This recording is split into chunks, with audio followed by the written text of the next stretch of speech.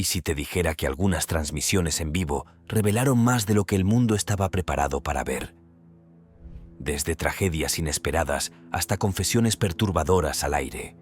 Hoy, desenterramos 10 de los instantes más oscuros y escalofriantes de la historia de la televisión. Número 10. Una historia contada por 60 minutos. ¿Qué pasaría si cerraras los ojos un día y los abrieras 10 años después?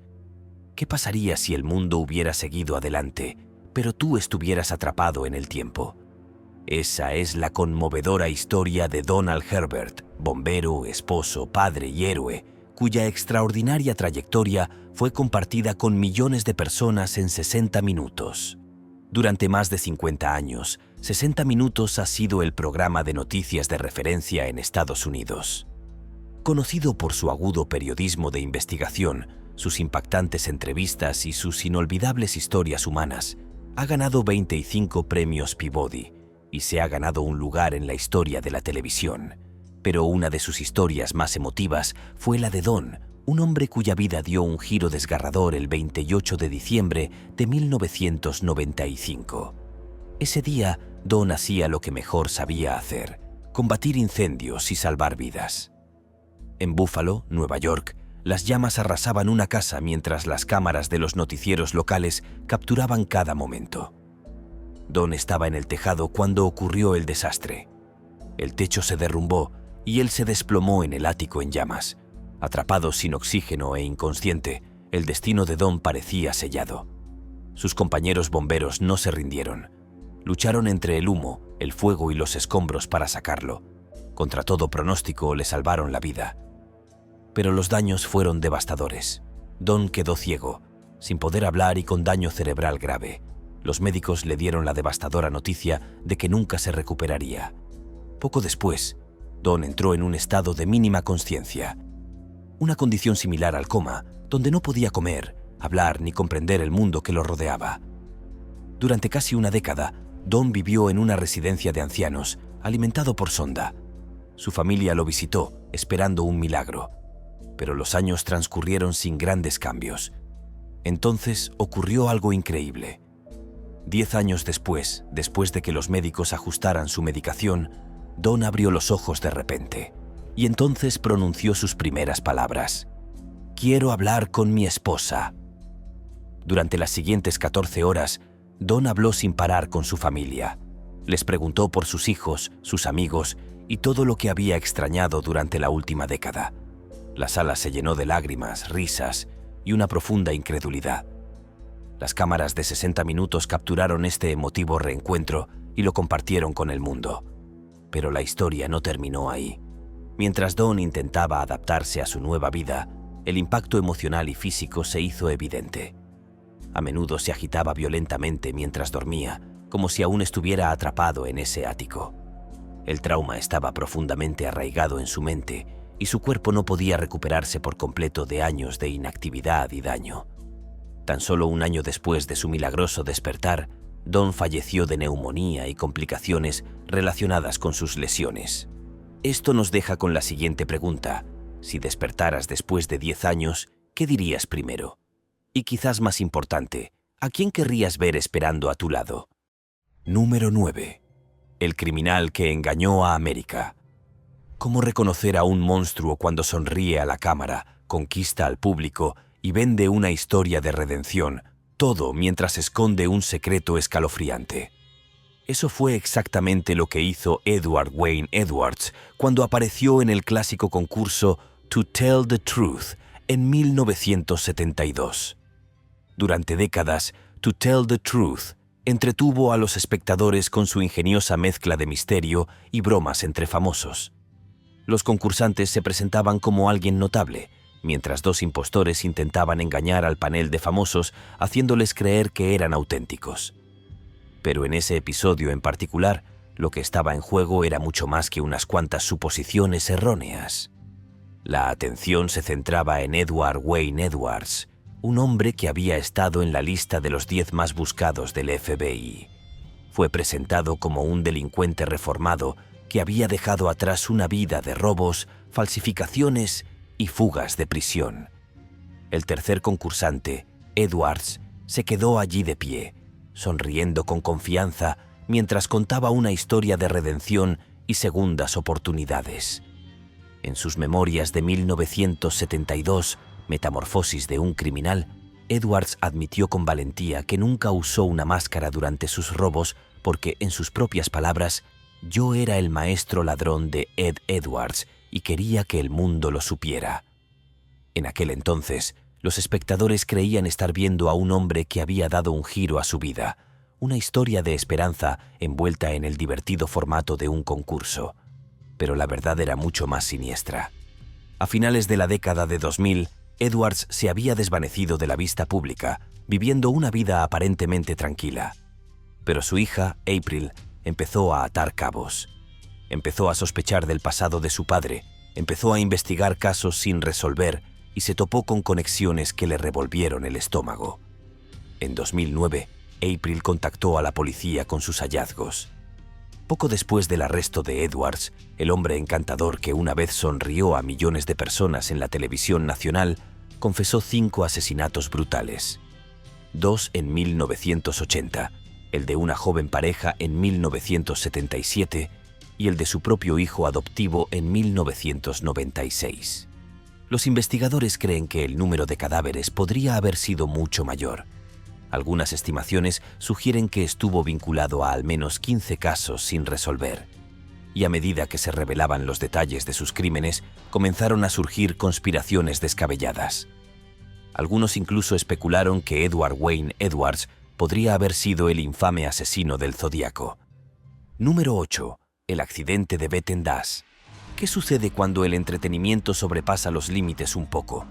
Cuando un público en vivo, millones de espectadores y un joven soñador chocan en un momento inolvidable. Esa es la inolvidable historia de Wetten Das, el programa de televisión más popular de Europa y de una escena de riesgo fallida. Durante décadas, Wetten Das fue un evento imperdible. Por toda Alemania, Austria y Suiza, gente común subía al escenario para realizar acrobacias extravagantes, divertidas o simplemente asombrosas. Celebridades como Cameron Diaz, Justin Bieber y Tom Hanks eran invitados frecuentes, añadiendo un toque hollywoodense al espectáculo. Al final de cada episodio, el público votaba por la mejor actuación.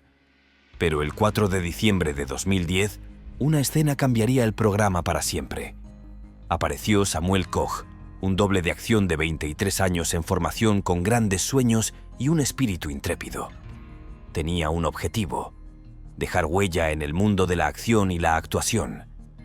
Esa noche, con su madre observando desde las gradas y las cámaras, capturando cada una de sus reacciones, Samuel se dispuso a intentar algo que pocos se habían atrevido antes.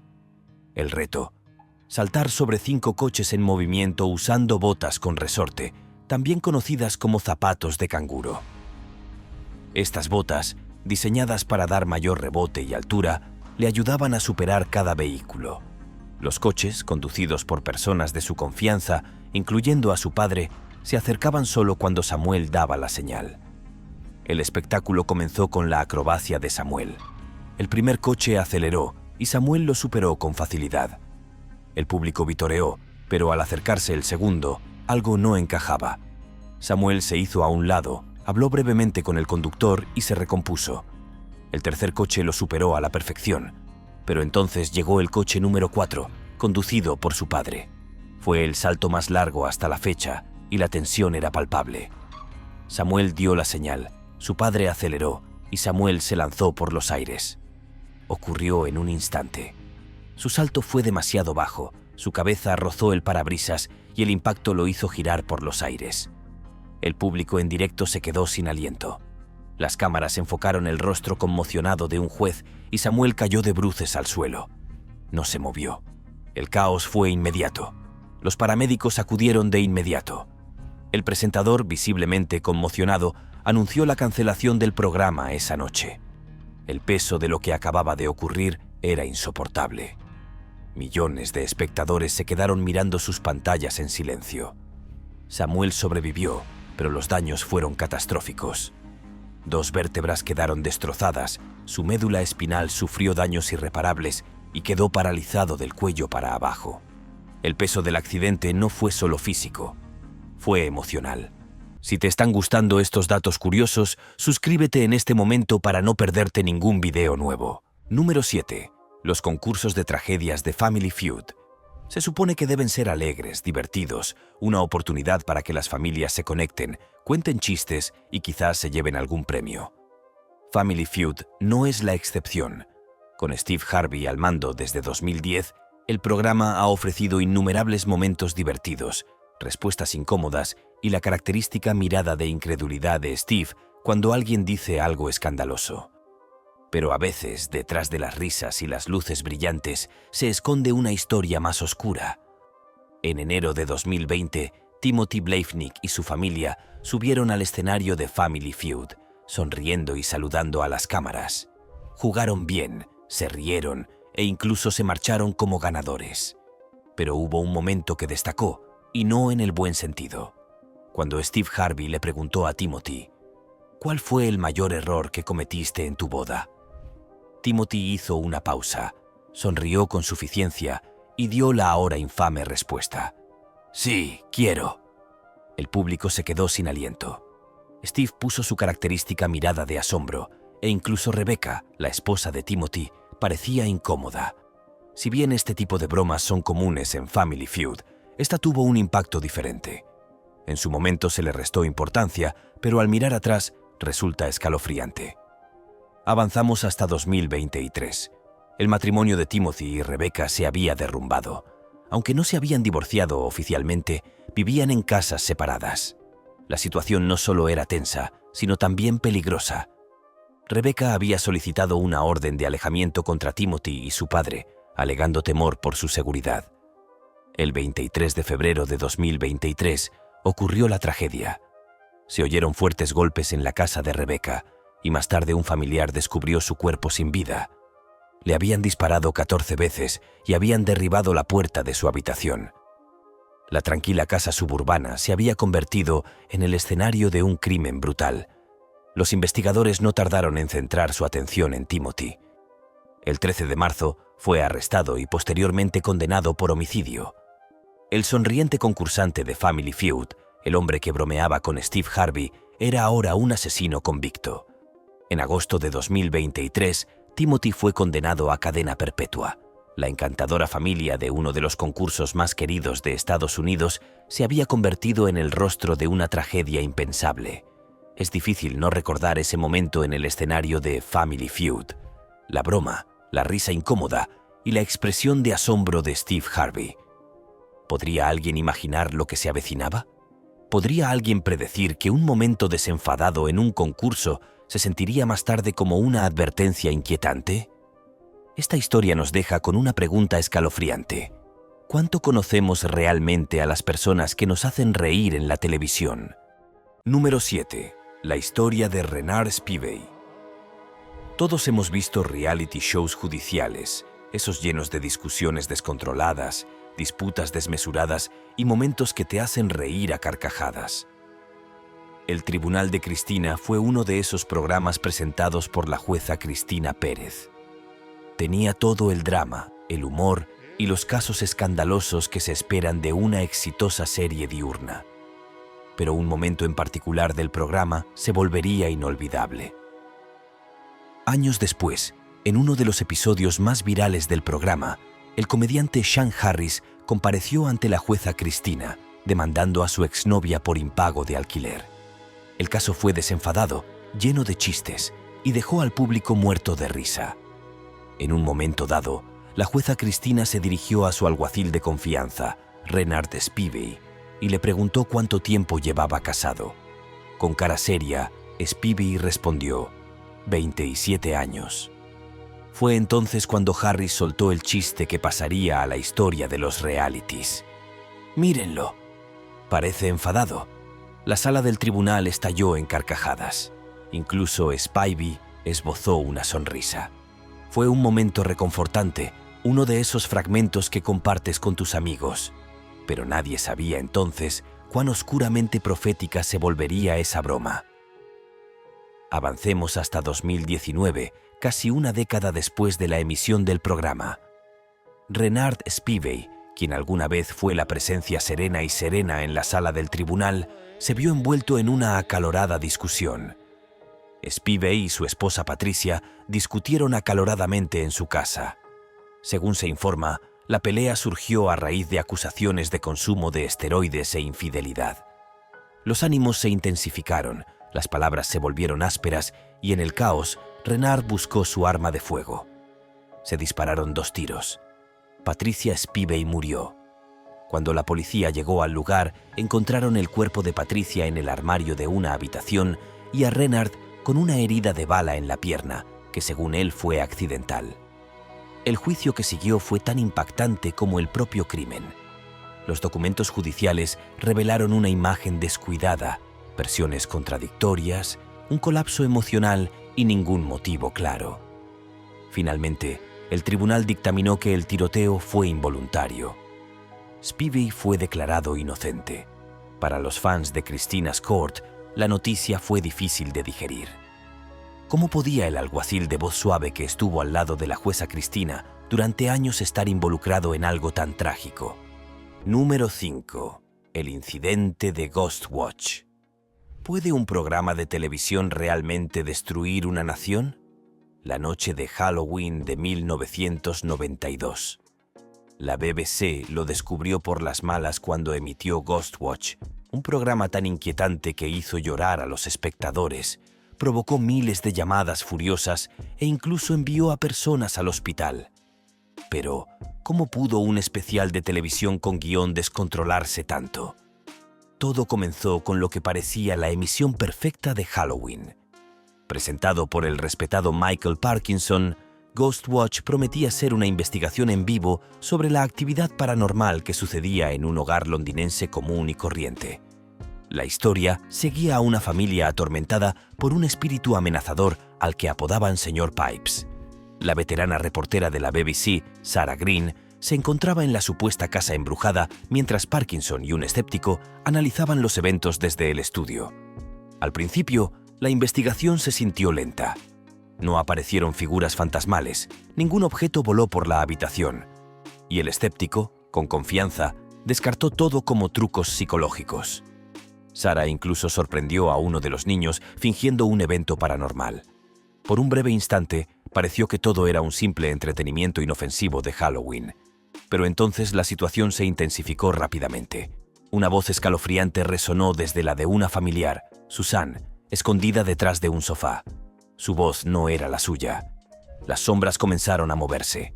Ruidos extraños llenaron la casa. De vuelta al estudio, Parkinson y los escépticos comenzaron a parecer realmente inquietos.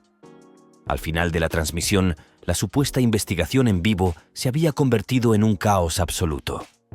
La sesión espiritista que se desarrolló en pantalla no solo pareció convocar al Sr. Pipes, pareció abrir una brecha entre la realidad y la ficción. Las luces parpadearon en el estudio. Un viento inquietante sopló por la sala de redacción y Parkinson, ahora visiblemente aturdido, comenzó a murmurar la rima infantil, dando vueltas y vueltas por el jardín como un oso de peluche. La cámara se quedó en negro. Lo que la mayoría de los espectadores no se dieron cuenta fue que Ghostwatch no estaba en vivo. Fue grabado previamente, tenía un guión y era completamente ficticio. El programa incluso comenzaba con una advertencia explicando esto, pero casi nadie lo notó ni lo recordó. Para los millones de personas pegadas a sus pantallas esa noche, todo lo que acababan de ver les pareció terriblemente real. Las consecuencias fueron inmediatas e intensas. La BBC recibió más de 30 llamadas de espectadores en pánico. Se dice que la propia madre de Michael Parkinson lo llamó entre lágrimas, convencida de que su hijo había estado en peligro. Los hospitales trataron a varios espectadores por síntomas de trastorno de estrés postraumático, TEPT, y los padres informaron que sus hijos sufrieron pesadillas durante semanas después de la transmisión. Pero lo más aterrador no fue la sesión espiritista escenificada ni las luces parpadeantes.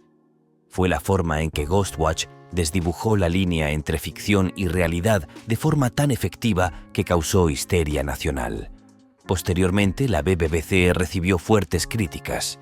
Prometieron no volver a emitir Ghostwatch, y a día de hoy sigue siendo una de las emisiones más infames de la historia de la televisión. Entonces, ¿cuánta responsabilidad tiene una cadena cuando el entretenimiento cruza la línea? Y quizás aún más escalofriante, ¿qué sucede cuando la ficción se siente más real que la realidad misma? Si este video te está haciendo más curioso por el mundo, dale like o pulgar arriba. Continuemos. Número 4. Cuando un concurso terminó. ¿A quién no le gusta un buen concurso?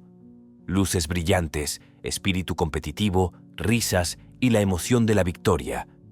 Es la magia de la televisión. Eso es exactamente lo que K7 Panamá, una popular serie de televisión chilena, llevó a los hogares de todo el país. Equipos de jóvenes adultos llevaron su fuerza, equilibrio y resistencia al límite, mientras compartían sus historias, sus familias, sueños y dificultades. Era un entretenimiento alegre, divertido y familiar. Pero en 2011, durante una transmisión normal de viernes, K7 Panamá se convirtió en el escenario de uno de los momentos más oscuros de la historia de la televisión. El programa estaba en pleno apogeo cuando el presentador, Jean Felipe, apareció repentinamente al escenario con un micrófono en la mano, con el rostro inusualmente serio. Los concursantes hicieron una pausa en medio del desafío, con la confusión y la preocupación reflejadas en sus rostros mientras se reunían a su alrededor. El público guardó silencio y los espectadores en casa se acercaron a sus pantallas. Algo andaba mal. La noticia que dio no era sobre el partido ni sobre nadie en el estudio. Era más grande, más pesada. Un avión militar de la Fuerza Aérea Chilena, el Casa 212, había desaparecido. Entre los 21 pasajeros a bordo se encontraban reporteros, militares y el querido presentador de televisión chileno, Felipe Camaroaga. Buenos días a todos. Se dirigían a la isla Juan Fernández para documentar las labores de recuperación tras el devastador terremoto de magnitud 8.8 que azotó Chile. El Casa 212 había salido de Santiago a las 14 e intentó aterrizar 2 veces en la isla. Pero los fuertes vientos y la intensa lluvia imposibilitaron un aterrizaje seguro. En el tercer intento, el avión dio la vuelta y desapareció en el vasto océano. Horas después, el control aéreo perdió contacto. No hubo sobrevivientes. La transmisión en vivo del K7 Panamá se convirtió en un momento de duelo nacional colectivo. El presentador Jean Felipe, habitualmente optimista, luchaba por mantener la voz firme mientras transmitía los trágicos detalles a la nación. Los equipos de rescate fueron enviados de inmediato. Los barcos recorrieron el océano, encontrando equipaje y pertenencias personales dispersas flotando en las olas. Número 3. La trágica caída de Tetsushi Yanagida. ¿Qué ocurre cuando se difumina la frontera entre el entretenimiento y el peligro? En junio de 2008, el presentador de televisión japonés Tetsushi Yanagida aprendió esta lección durante una transmisión en vivo que salió trágicamente mal. Era un sábado soleado y el programa se había trasladado a los pintorescos arrozales de Japón para un segmento al aire libre. El juego era sencillo. 2 concursantes se colocaban espalda con espalda sobre una pequeña plataforma de madera rodeada de agua poco profunda y fangosa. ¿El objetivo? Empujar a su oponente al lodo sin darse la vuelta. Era una experiencia desenfadada, divertida y muy divertida para todos los espectadores. Al finalizar la ronda, los concursantes centraron su atención en el carismático presentador del programa, Tetsushi Yanagida. El público coreó y vitoreó, animándolo a unirse al juego. Tras una pequeña resistencia juguetona, Tetsushi cedió, subió a la plataforma y se preparó para su turno. Pero desde el momento en que subió, quedó claro que estaba en desventaja. La plataforma de madera ya estaba inclinada y su equilibrio temblaba. Al comenzar el desafío, Tetsushi perdió el equilibrio casi al instante. En una fracción de segundo, se lanzó hacia adelante en posición de clavado para amortiguar la caída. Lo que no se dio cuenta fue de lo poco profunda que era el agua. Su cabeza golpeó el espeso lodo con una fuerza increíble, aplastándole el cuello. Su cuerpo quedó completamente inerte y su rostro quedó sumergido en solo 15 centímetros de agua fangosa. Y aquí es donde la tragedia se vuelve aún más desgarradora. Nadie se dio cuenta de que estaba herido. Los demás concursantes y el equipo asumieron que bromeaba, haciéndose el muerto para reírse. Se abalanzaron sobre él, hundiendo aún más la cabeza en el lodo, echándole lodo encima y riéndose a carcajadas. Tetsushi, paralizado e incapaz de moverse, no pudo gritar ni pedir ayuda. Finalmente, alguien lo sacó brevemente del agua y logró emitir un débil grito. Pero incluso entonces, pensaron que les estaba siguiendo la broma. Lo tiraron de nuevo al barro, donde quedó boca abajo, luchando por respirar. Finalmente, después de lo que pareció una eternidad, alguien se dio cuenta de que algo andaba terriblemente mal. Sacaron a Tetsushi del agua, inmóvil y apenas con vida. Número 2. El infame truco de Bobcat Goldthwait en el Tonight Show.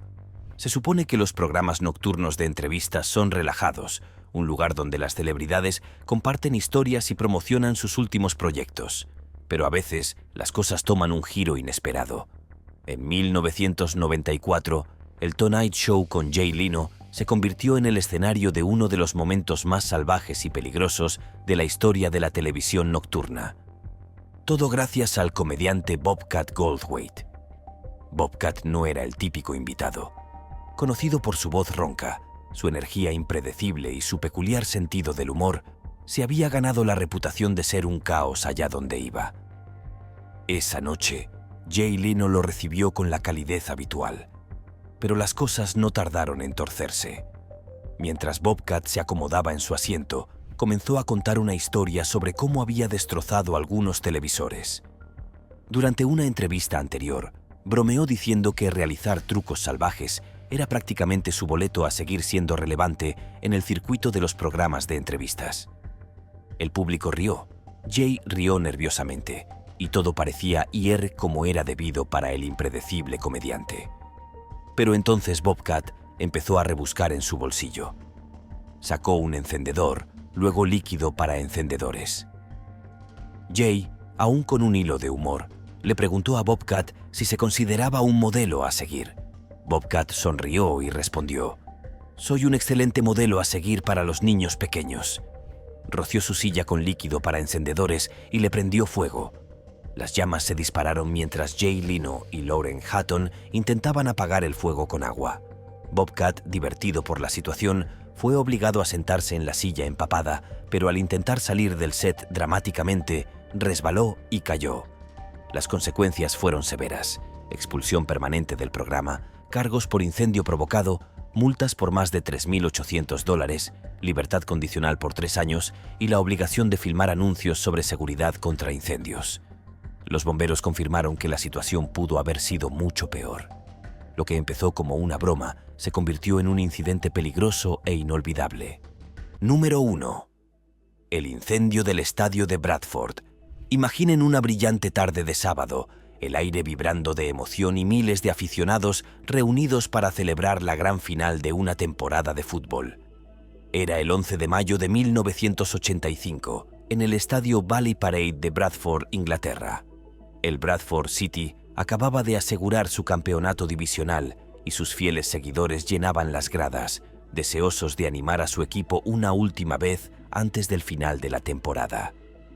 Pero entre los vítores y las risas, nadie podría haber predicho lo rápido que la alegría se convertiría en horror. El estadio en sí no era una joya. Era viejo, desgastado y descuidado. Las gradas de madera estaban desgastadas y frágiles, y bajo ellas yacían montones de basura acumulada durante toda una temporada. Todos sabían que el lugar necesitaba una renovación, pero los planes de reconstrucción seguían siendo solo eso, planes. Y así, los aficionados se sentaron hombro con hombro en esas gradas de madera crujiente, ajenos al peligro que acechaba justo debajo mientras el partido seguía su curso y el comentarista John Helm narraba con entusiasmo cada jugada. En algún lugar entre la multitud, un espectador encendió su último cigarrillo. Con un gesto casual, lanzó la colilla aún encendida por un hueco en la grada. Normalmente, esto no habría sido motivo de preocupación, pero Valley Parade no era como otros estadios. El cigarrillo humeante aterrizó sobre los montones de basura seca de abajo, la receta perfecta para el desastre. En cuestión de segundos, una pequeña llama comenzó a danzar bajo las gradas. La voz de Helm pasó de la emoción a la inquietud a medida que el humo comenzaba a elevarse. Las cámaras se apartaron del campo y se enfocaron en el creciente incendio. Lo que comenzó como un destello se convirtió rápidamente en un infierno incontrolable, alimentado por el viento y la vieja estructura de madera que lo cubría. En menos de 2 minutos, toda la grada estaba en llamas. Las llamas lamían el cielo, una nube de humo negro se extendía por el campo y cundió el pánico. Los aficionados se apiñaban unos sobre otros, desesperados por escapar. Niños fueron izados por encima de sus cabezas, desconocidos ayudaban a desconocidos, y algunos se quedaron paralizados de miedo. El calor era insoportable, el humo asfixiante y las salidas eran escasas. Tom Delahanty, quien cubría el partido para la radio, pasó de comentar la jugada a gritar advertencias. «Tranquilos, observen a los niños». Lloró mientras el caos se desataba ante él. Para cuando llegaron los bomberos, los daños eran catastróficos. El fuego lo había consumido todo a su paso. Las secuelas fueron desgarradoras. 56 vidas se perdieron y más de 200 personas resultaron heridas. Familias destrozadas, una ciudad de luto y una nación preguntándose con dolor: ¿cómo sucedió esto? Pronto se inició una investigación. Reveló verdades impactantes. El club había sido advertido sobre la acumulación de basura bajo las gradas. Los peligros eran evidentes, pero no se tomaron medidas. La investigación responsabilizó al club de fútbol en 2/3, y el ayuntamiento también cargó con la culpa. Pero algo tenía que cambiar. La tragedia condujo a importantes reformas en la seguridad de los estadios. Se prohibieron las gradas de madera, se prohibió fumar en los campos deportivos y se aplicaron normas de seguridad más estrictas en todo el Reino Unido. Nos vemos en el próximo video.